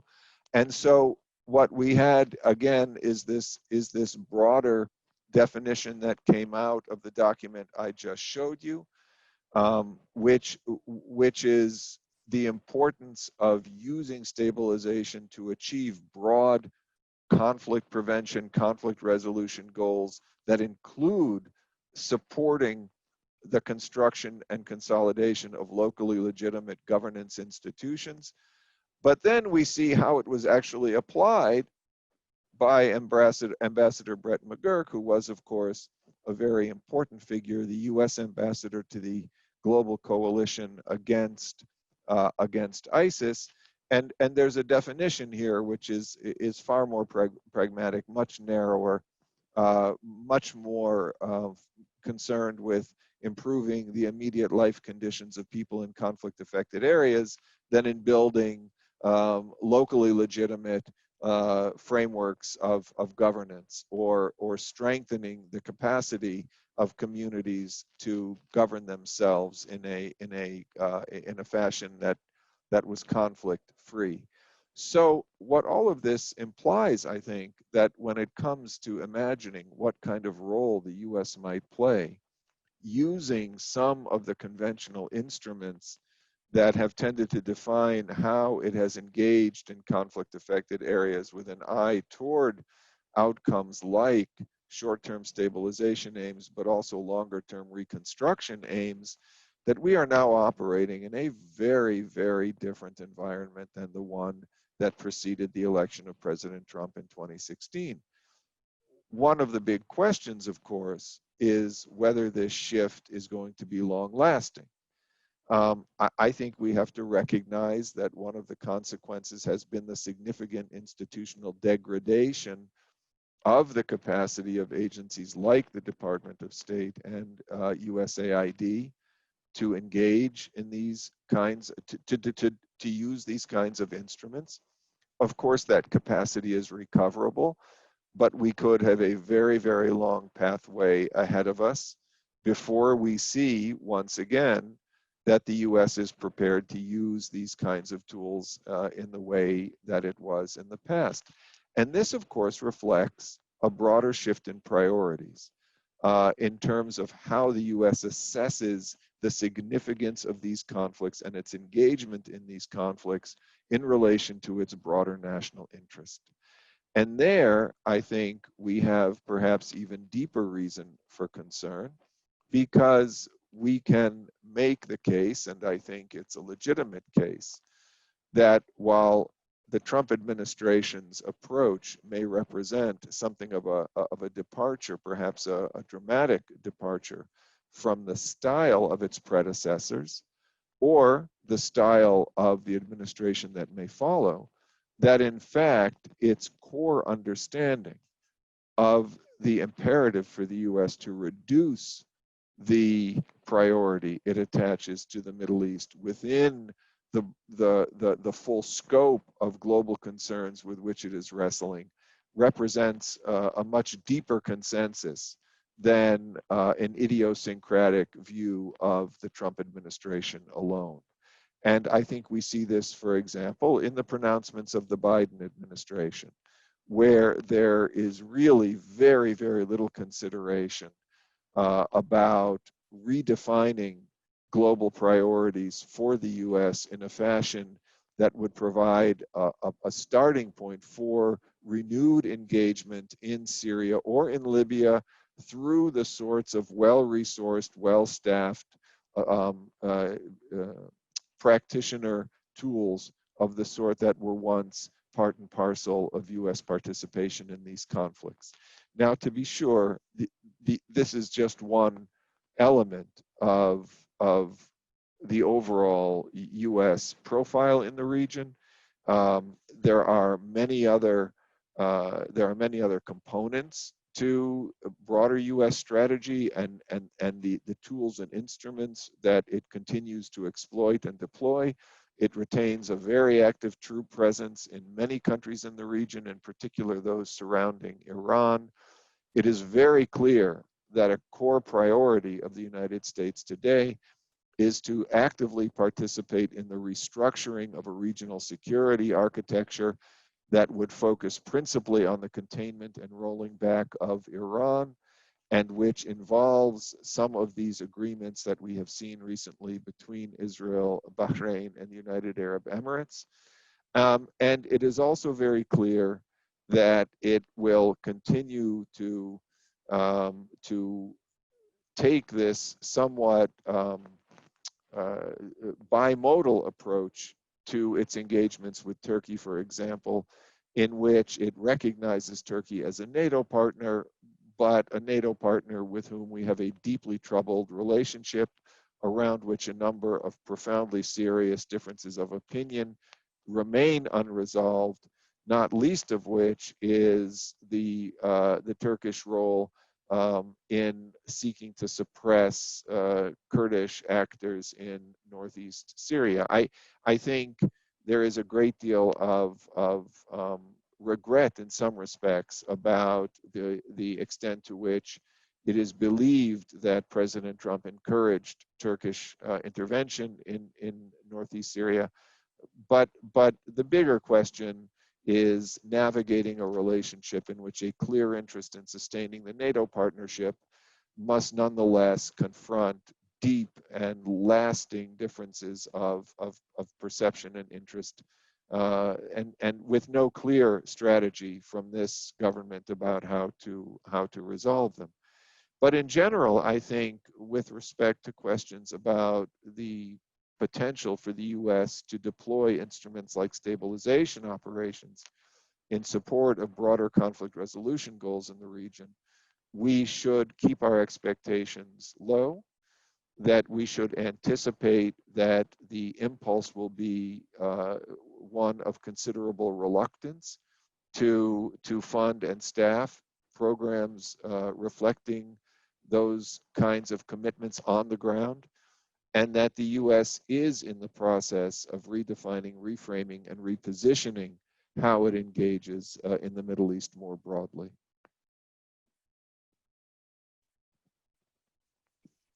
Thank you, Stephen. The shift in the U.S. views, of course, are bring about quite a number of consequences in the region, not only the way it approaches but conflicts, but also in the relationship with partners and actors who are playing the geopolitical game. I have a few questions now. Perhaps some have been already answered by Andrei, but I think they are quite interesting and I would like to also draw the attention of other panelists. There is a question on the role of the Constitutional Committee in Syria in absence of any political solution. Rola Rugby, member of the Syria Constitutional Committee, asks whether it means the renegotiating between the regime, the opposition, and civil society through the Constitutional Committee could be an alternative to return to negotiations. Perhaps this, I don't know, Gilles, if you want to address this question, Andrei, you perhaps want to address it also to the broader public.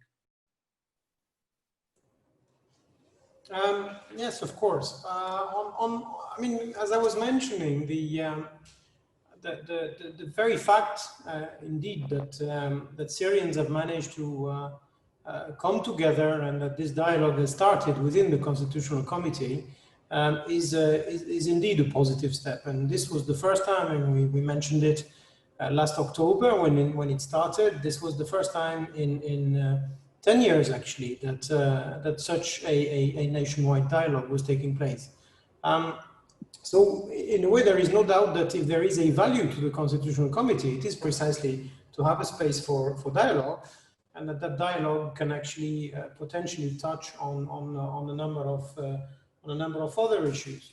I think one of the great values as well of the Constitutional Committee was to have, as you know, a structure of 3/3. You have the third that is close to Damascus, to put it simply. You have the one that is rather representing the opposition, and you have in the middle the one that was aptly actually called the middle third, which is the third with independent civil society. And there is something potentially a bit sad, which is that Syria's independent civil society is one of the very rare pieces of good news of the last 10 years of war. I mean, the emergence of a civil society that has had to shoulder such an effort in terms of providing services to the population, in terms of advocacy, in terms of, and that almost potentially built itself from scratch, but achieved over 10 years a remarkable level of dynamism and of vitality. Those voices that went into the third were potentially the ones that could actually jolt the debate and make it lively and make it substantial. But you could see immediately that there was a struggle to basically start tearing apart the third between the ones that were more considered as aligned towards the regime and the ones that were more considered as aligned towards the opposition, which I believe is a pity, because they are precisely a voice, not the voice of the Syrian people, not even the voice of Syria's civil society in total, but voices from Syria's civil society that were worth being heard. And the logic of an independent civil society is, I believe, essential, and one that can actually help shaping the future. So restoring some degree of autonomy and of influence for the third is, I believe, one of the keys maybe to that dialogue to take place. For the rest, I mean, we as EU have been over the years the actor that keeps repeating from one statement to the other that we believe that there is no military solution to that conflict, and that the only way is actually a negotiation between the parties. So we would be the last ones, of course, to criticize a place where that dialogue can take place. But provided, as I said, it can actually lead to moves and to signs of openness. And I would say openness on the ground, openness in reality, not necessarily openness in words and in negotiating the specifics of the constitution.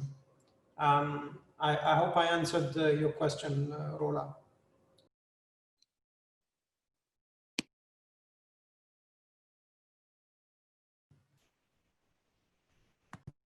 You're mute, Luigi.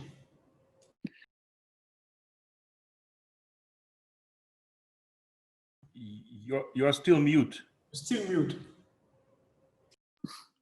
Sorry, I was wondering whether any other panelists would like to react to that question.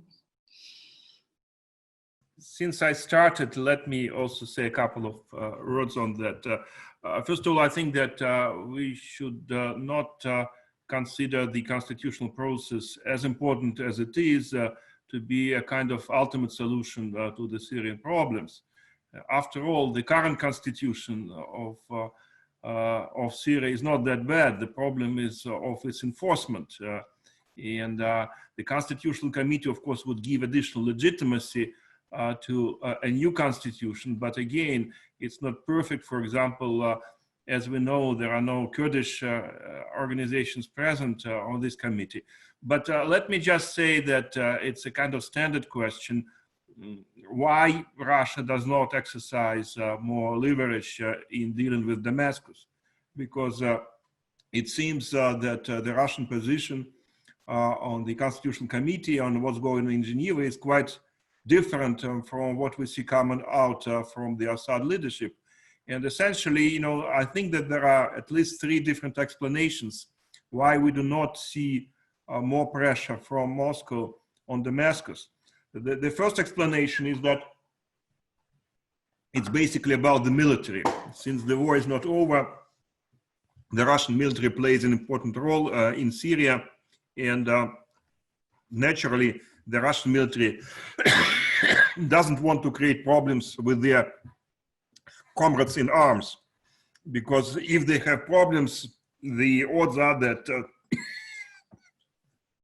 they will experience many unfortunate developments in the field.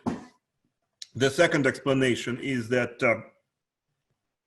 the Russian leadership is engaged in a kind of implicit competition with Iran, and if Russia pushes Bashar Assad too hard, Bashar Assad would clearly have an option of moving closer to Iran, to the detriment of Russia's position in Syria. And the final line of argument which I heard is that allegedly, I cannot confirm it, but allegedly Putin gave Assad a grace period till presidential elections, expecting that the leadership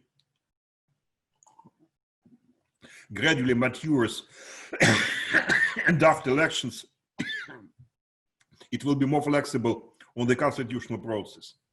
You can choose any of these of these explanations. Thank you, Sergey. We are approaching the end, and I still would like to have another round. Perhaps I would pose a more general questions to all panelists after the very rich presentations we have heard on both strategies and priorities and operational ways of implementing them in the two conflicts and in the broader context of a very troublesome Middle East and North Africa. And I also echo a bit a question that was posed by the public. We are obviously witnessing from the part of the international community a broad spectrum that goes from inaction to heavy intervention. I mean, that seems to have characterized the developments over the past 10 years in the region, and how the conflicts have gone increasingly international and get much more complicated, and how the geopolitical objectives become themselves very much more complicated because of the interplay of different actors in the region. So the big question, of course, that may sound naive when after listening to the rather bleak picture is how to move towards some common ground that could be found to find the solutions, starting perhaps from individual conflicts and then gradually moving to the big issues like the establishment of a new regional security order in the Middle East that bring lasting peace to the region. Perhaps we could, I would go over our panelists asking this question, and that you can use that opportunity also if you want to comment on the previous panelist remarks. So Gilles. I saw there was also a question on Libya that was asked on the Q&A, Luigi, but that's I don't know, maybe that's more for Alan. And well, you're asking about ground for I mean ground for convergence or for probably the first element is and very much the way Andrei was spelling it out. When I mean, considering the heavy investment that Russia has made in Syria, one would actually expect that it has an interest in a level of stability. How you define that stability and a level of medium-term stability. How you define that stability is of course a major difficulty, and it gets back to the discussion to which I was pointing earlier on how you actually, I mean, how you define, how you expect a country to become stable or more stable. And there's of course a substantial divergence, I believe, in how you achieve that. With most of the time a Russian belief, which is more that stability is achieved by as a sort of by strength and by a level of continuity and by a level of and probably a more dynamic approach on our end. In a way, I mean, if I had to caricature it, the European perception, and certainly applies to Syria, is try to ride a bicycle without moving. Try to actually achieve a stability which is sort of completely static. And the problem you have is that very often, very quickly, you will actually end up falling. So there is a need for that stability to basically be dynamic, to move towards more openness, to move towards more actors being part of it, and that's where we probably diverge, at least from I'm not sure actually from the Russian approach, because in a way that's also what Andrei was saying. It's also an issue of what a conversation that is ongoing and that is permanent between Russia and the regime. But certainly I would feel that the moment when there starts actually being a recognition that there can be no return to pre-2011 in worse, because that's actually sort of the implicit element. The moment when there is a logic to start shaping a perspective towards the future, then there is more space actually for converging and agreeing on where we want that to go. The Syrians basically need a perspective, they need a future, they need a direction for what you can call the day after. They need something that will actually bring them together, and I will actually bring them together towards the future. And the ability of Damascus to provide this, and the ability of the Syrians together to define what this is actually the fundamental element around which our efforts can converge. Then, of course, I mean, another point that you hear very often is the point on reconstruction. Reconstruction, I often say that our line on reconstruction is as much an issue of feasibility as it is an issue of political condition. When we say that we can only finance reconstruction, that we will only finance reconstruction when the transition process is firmly underway, it's also that under the present conditions, you cannot finance a reconstruction process. You need legitimate institutions. You need a direction or a vision for what the choices are that the country intends to make. You need guarantees against corruption. You need processes where there are priorities that are set in terms of where you allocate the resources for reconstruction. And all of this, all of these mechanisms are not there. So even if we wanted to actually engage now in a reconstruction exercise, that money would actually get stuck or wasted pretty much. So there again, on reconstruction, there could probably be some convergence later on, but to get there, you also need that dynamic to be in place. I think yeah, these would be the two elements. Maybe yeah, I was actually going to mention sanctions, but as this is one of the first conversations in many months where I haven't heard the word sanctions when we're talking about Syria, maybe I should actually leave it there. But certainly from a European perspective, our sanctions are what they are. They are targeted. They are mostly individual, and the overall logic is really that they are targeted at people who we consider played a major part in the repression or in financing it. And there, as long as basically the conditions have not changed, there is of course no reason for the sanctions to be waived. Yeah, that would be about it. Thank you. Perhaps Agnes, you want to step in?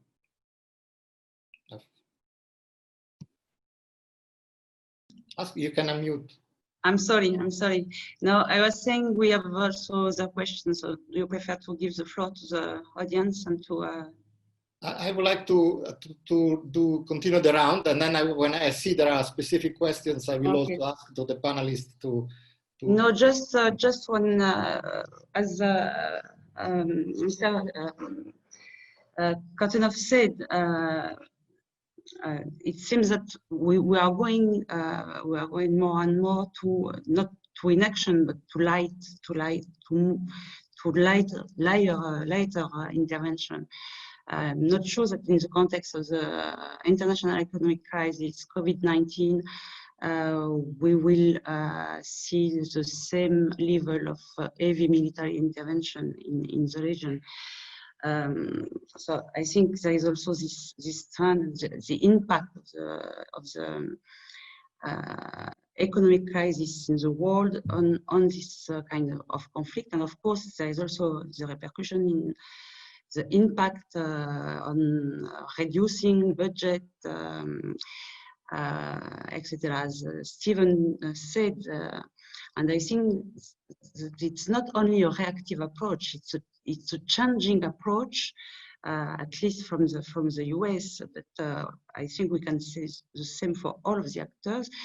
It's a changing approach according to military dynamics, and one thing important here is that this changing approach has also many consequences, negative implication in building confidence with local populations. I think it's also important to keep that in mind. Thank you. Thank you.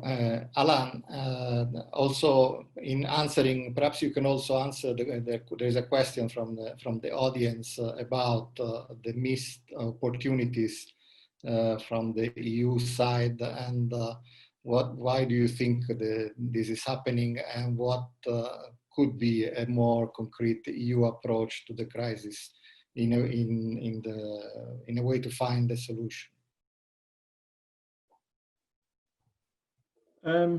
Yeah, that's obviously a good question, and I think it's one that I've asked myself for a long time. I've been following this country on and off for quite a while. I think it's fair to say, I mean, in 9 years we've been looking at different levels of crisis in the country, and somehow we haven't got to grips with it. And it's not just us; it's the international community as a whole, and also the UN, which is formally mandated to actually coordinate all international efforts to bring back stability to Libya. Looking close to home at the EU, I mean, I think it's fair, obviously, to remind everybody that the EU is a function of mainly its member states and the institutions, and I think it's fair to say, and it's no secret, that there have been some differences between member states on how to approach the conflict and the crisis in Libya. I've always maintained, you know, compared to other long-term, seemingly intractable crises and conflicts in our immediate region, Israel, Palestine, Syria, Yemen. I always said that the conflict in Libya was quite within our grasp if everybody was on the same page and everybody worked in concert. The conflict in Libya doesn't have by far the level of complexities that you have in the other conflicts I've mentioned, and I always said that finding reasons why. I think there's a number of reasons, even issues of certain fatigue and inability of the European Union to actually engage simultaneously with a number of serious crises on a number of fronts, which definitely I think was the case with us over the past 10 or 12 years. And obviously, I think, the inability to look at the tools and leverage we have, I think that's one of the first, I think, honest discussions we need to have. Obviously, as I said, the issue of member states being united, moving in harmony with all other regional actors. The level of investment, I think Virginie made the point as well. We've never had, it's an empirical fact, we've never had an EU strategy on Libya, something formal. We've had it for Syria, we've had it for Iraq, if I'm not mistaken. We've never had it for Libya. I think, the question, why haven't we had a strategy? And I fully agree. A lot of what we do is quite reactive. As I mentioned before in my opening presentation, the fact that we're not there, we haven't been on the ground since 2014, and even I think when we were there first 3 years, our presence was quite limited, restricted in the movements we could undertake. A lot of factors, and this contributes, I think, also to maybe also basic lack of understanding of the main dynamics of the country. Being based in Tunisia, where I mainly was during the 2 years of my tour of duty, yeah, we took every opportunity we could to meet with a lot of Libyans who passed through the country or visited or maintained remote contact, but a lot of different, I think, reasons.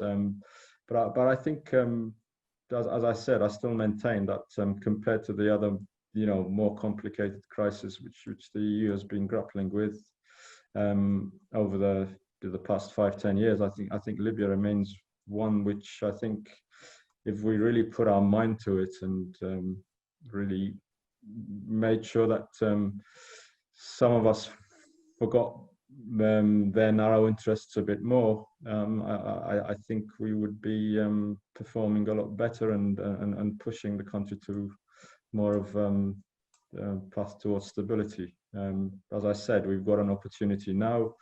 It seems that a lot more people are aware that this is the time to act, and let's hope it's taken. Virginie? Yes, very briefly. I think one key lesson, at least from the EU or from the US perspective, that seems to emerge, is that because of, on the one hand, reduced capacity or reduced margin of maneuver for economic reasons, but also the lack of clear strategy, one trend that we increasingly see emerging is kind of focus on not only very short-term or priorities in terms of what can be done to stabilize, but even like focusing on very limited agreements that would focus on specific issues of particular interest. And I think the Libyan case quite well illustrates that point. If you look at what had been the focus so far of US and EU strategy, on US recently, diplomatically, there's been a kind of renewed action which focused on a resumption of oil, for instance. And clearly, this is something that is of interest also to some actors on the American side. And we see that it's been the focus, maybe the only focus of US action. Same thing on the EU side. There is also this focus on migration.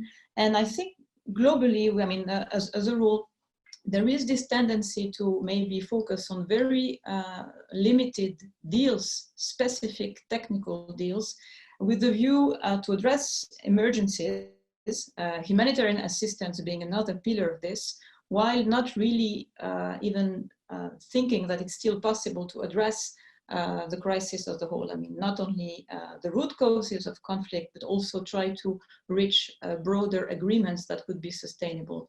It creates a situation in which you have kind of two layers. I mean, kind of top elites that can agree among themselves on key priorities.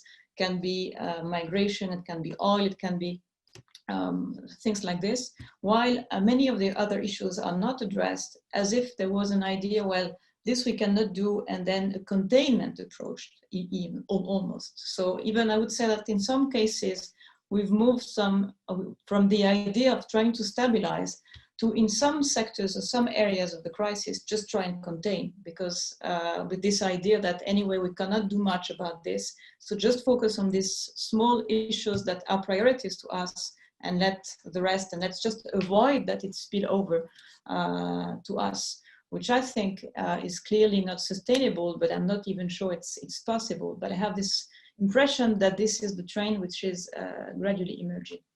Thank you. Thank you. Andre? Well, I think that, realistically, we cannot expect a new US engagement in the region in the nearest future. Maybe 6 months. I think the transition will be very difficult, protracted, and very painful. So I think that right now it's probably up to the European Union to take the lead, at least on some of the issues that we discuss. For example, if we're talking about Syria, I would emphasize very small, very incremental steps that might signal change of the momentum. For example, you could focus on very specific issues which are of particular concern to Europe, like the fate of detainees, for example, or the fate of refugees, abuses of power. And I think that in exchange, you can offer not, of course, not major reconstruction program, but maybe somewhat expanded humanitarian assistance program that would be an incentive for the Syrian regime to take certain steps.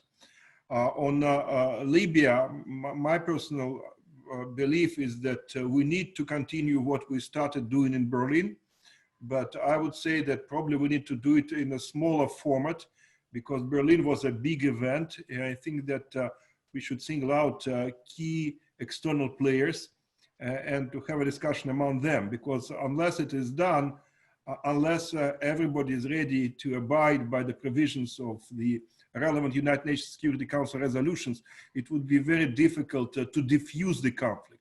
It will take time, but I think without external fueling, the Libyan conflict at least will be downscaled. This is something that can be done before we see a new US strategy in the region. And of course, the United States remains an indispensable player that should be brought to the table as soon as possible. Thank you. Thank you, Sergey. Galip, please. Well, thank you very much. I think, I mean, this question of the regional security, like can we attain stability, has become, it often comes to the fore in discussion in Europe or elsewhere. That assumes two things. On the one hand, basically reducing the crisis in the Middle East to essentially to that of the state collapse or terrorism or migration. This is not the main reason what we are experiencing in the Middle East. You cannot do the state building unless you do the legitimacy building in the region. Secondly, I think if one thing that the Arab Spring has changed, it changed the political psychology of people. And I think that is the thing that will have the most long-lasting impact on the region. The political psychology that doesn't take this regime as their destiny. Now, the fact that they experienced the Arab Spring, the fact that they could change a set of the dictator previously, I think, like, you know, this political psychology will not, like, you know, agree to previous authoritarian status quo that was very much like, you know, the mode in the region. And this is like primarily right now, many of these Arab dictators, this is the political psychology that many of these Arab dictators are fighting. So we talk about two lines of insecurity in the region. One of them is, let's say, like, you know, the geopolitical insecurity. I think that can be negotiated, the geopolitical insecurity. For instance, I think, like, you know, the Turkey and Egypt can find a common ground in East Med and in Libya. But the trouble is, how can we satisfy the regime's sense of insecurity that emanates from their people? Because, like, as Charles Tripp used to say, one of the major reasons that in the Middle East there is no regional cooperation or a significant level of regionalism, because if you mistrust your people, how can you trust your neighbors? So, and this is still, like, you know, relevant today. Like, how can you really satisfy the insecurity of Sisi or MBZ as long as the people are there and as long as this political psychology are there? I think another point is there will be no stability without transformation in the region. Simply no stability without transformation in the region. So in some countries, I think, like, you know, the crisis containment is possible. And I agree with people here, like, you know, Libya is one of these cases. The fact that the face of Gaddafi is not there is in itself is a major gain. But I think it simply is not possible in Syria as long as the face of Assad is there. Like, I think as it would have been impossible to do a democratic transition under Franco in Spain, I think it's simply impossible to do any form of transition under Assad. Like, regime, you know, the Baath regime can stay there. Let's say, like, it's possible, I think, some form of transition as even, like, you know, under the Baath regime. But I think a transition under Assad is simply not possible. Like, because Assad represents what Franco would have represented for the Spanish people, and as long as the face of the Assad is in Syria, I simply see that there is no point of that. And the last point, I mean, since the Suez crisis, the European got the luxury of constructing their Middle East policy within a larger framework that was very US-centric. This framework is either not there or not serving the European interest. Like, at times, I'm not sure to what extent this framework is there. Even when it's there, as we saw within the context of, in the case of the embassy decision, moving embassy to Jerusalem, or withdrawing from the Iranian nuclear crisis, or like, you know, the hasty withdrawal from the Syria. Even when the US, so-called the US framework is not there, to a great extent, it's undermining the European security. And I think right now there is a divergence between the importance of the region for the European and importance of the region for the US. And I think, like, you know, the strategic value of the European neighborhood for Europe is not decreasing. If anything, it's increasing. But I think the strategic value of the European neighborhood for US is decreasing. And I think this decoupling and this shaking of the larger framework, the US-centric framework, requires Europe to construct some form of policy. Not only policy choices, but political choices as well. And these political choices really require generational engagement.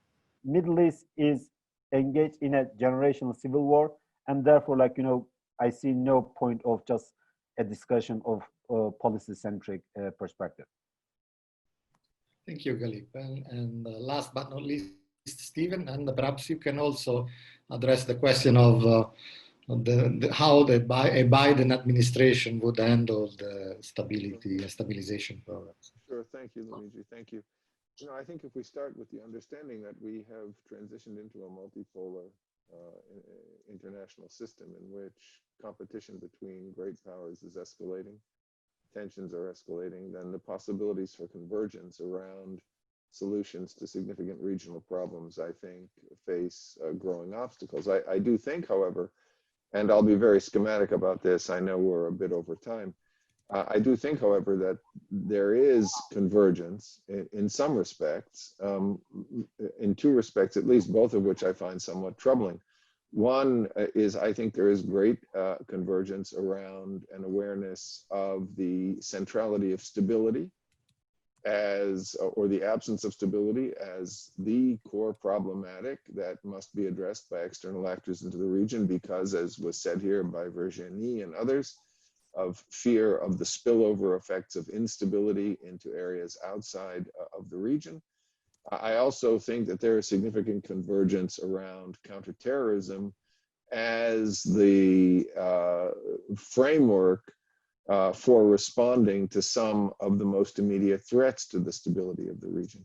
Where I see the most significant difference of perspective and approach, and it's one that I think will be deeply intractable, is between those governments like the Russian government, which seems to perceive that the broader solution to the problem of stability is to strengthen the quantity of governance, and governments like those in Europe and the EU as well, which recognize that a solution to the problem of stability requires strengthening the quality of governance. And we heard that very much from Gilles and from Alain today. I frankly worry a great deal about the extent to which the EU is committed to a view that places significant priority on strengthening the quality of governance. I think we have seen in the US a significant shift away from that perspective toward the view that strengthening the quantity of governance is the key to achieving stability in the region, with an even stronger emphasis on the role of counterterrorism as the instrument through which that will be stable, that will be secured, that outcome will be secured. But I think as long as that fundamental difference in what the preferred pathways are for achieving stability and preventing spillover exists, it will be very difficult to come to broader forms of international agreement. I think we're seeing this play out in Syria, we're seeing it play out in Libya, and I see no prospect that this gap will be bridged in the short term.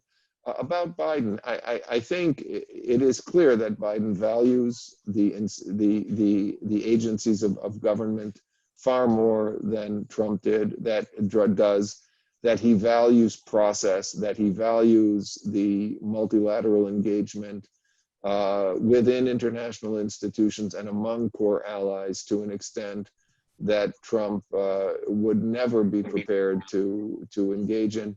So I think we will see something of a restoration of what might be considered a more conventional approach to U.S. foreign policy under Biden.